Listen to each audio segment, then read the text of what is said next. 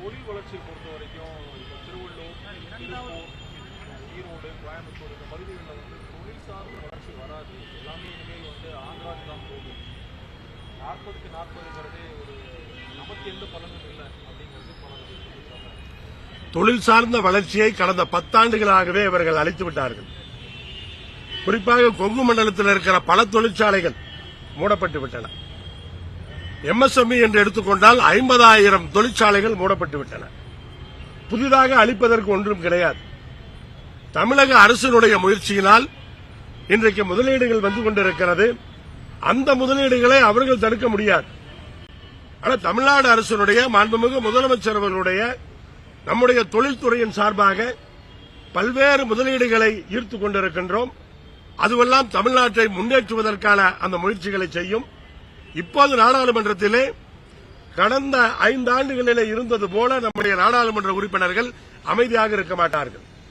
இன்றைக்கு நாடாளுமன்றத்திலே எதிர்க்கட்சி வலுவாக இருக்கிறது. அப்படிப்பட்ட ஒரு சூழலில் அவர்கள் தவறுகளை செய்யும் பொழுது தட்டி கேட்கக்கூடிய அந்த வலுவை மக்கள் கொடுத்திருக்கிறார்கள். ஆனால் அப்படியெல்லாம் நாம் பயப்பட வேண்டிய அவசியம் இருக்காது.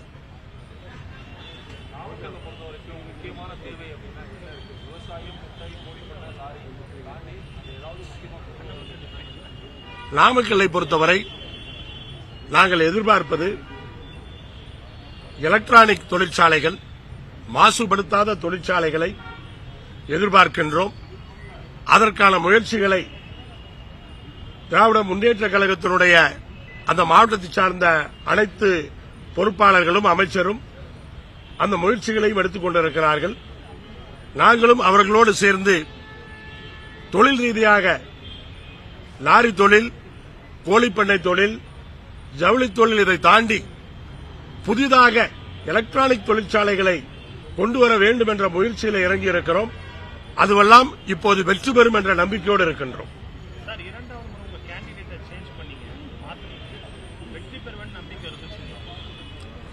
வெற்றி பெறுவோம் என்ற நம்பிக்கை எங்களுக்கு முழுமையாக இருந்தது.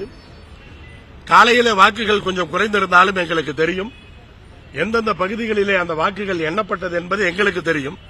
தொலைக்காட்சியிலே பார்க்கிற மற்றவர்களுக்கு தெரியாமல் இருக்கலாம். நாங்கள் உறுதியாக இருந்தோம். ஏனால் அந்த பகுதிகள் எல்லாம் சிறிது பிரச்சனை உள்ள பகுதிகள். அதற்கு பிறகு எங்களுடைய வாக்குகள் நிரந்தரமாக ஏறிவிடும் என்று எங்களுக்கு தெரியும். ஆனால் வெளியில பார்ப்பவர்களுக்கு ஒரு மாதிரி இருந்திருக்கும்.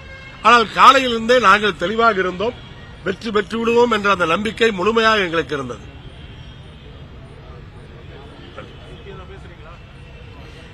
கேளுங்க, கேட்கணும்னா கேளுங்க.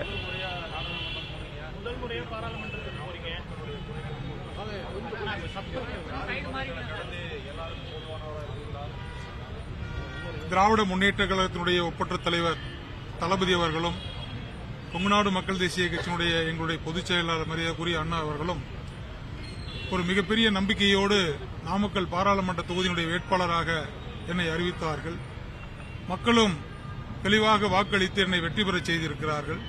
கண்டிப்பாக மக்களுடைய குறைகளை தெளிவாக 2 மாதம் 3 மாதங்களுக்கு ஒரு முறை அந்த பகுதியினுடைய குறைகளை கேட்டறிந்து அதை நாடாளுமன்றத்திலே உரையாற்ற வேண்டும் என்றாலும் அல்லது சட்டமன்றத்திலே நம்முடைய மரியாதைக்குரிய அண்ணன் பொதுச் செயலாளரோடு கொடுத்து இந்த பிரச்சனைகளை எல்லாம் கண்டிப்பாக பொதுச் செயலாளரோடு சேர்ந்து திராவிட முன்னேற்ற கழக நிர்வாகிகளோடு சேர்ந்து மக்களுடைய முழுமையான ஆதரவு பெற்ற நாடாளுமன்ற உறுப்பினராக கண்டிப்பாக நான் எப்பொழுதும் திகழ்வேன் என்பதை இந்த நேரத்திலே அன்போடு நான் தெரிவித்துக் கொள்கின்றேன்.